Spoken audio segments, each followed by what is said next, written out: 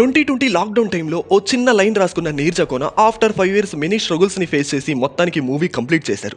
Career peaks లో ఉన్నప్పుడు ఓ lady director తో మూవీ చేయడం అవసరమా అని సిద్ధుని చాలా మంది అడ్వైస్ ఇచ్చారంట.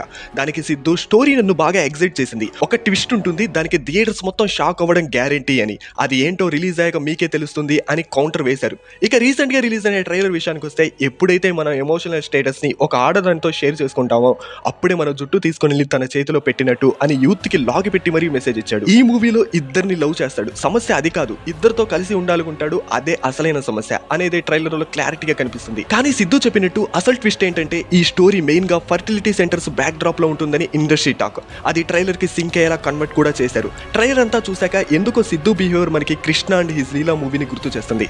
ఇక ట్రైలర్ లో బెస్ట్ పార్ట్ ఏంటంటే వైవాహర్ష సపోర్టింగ్ రోల్. తనదో డైలాగ్ ఉంటుంది, ఎవరైనా చంప మీద కొట్టబోతున్నాను అని ముందుగా చెప్తే నొప్పేమైనా తక్కువ వేస్తుందా, చంప ఎప్పుడు పగులుతుంది అనే భయం వేస్తుంది.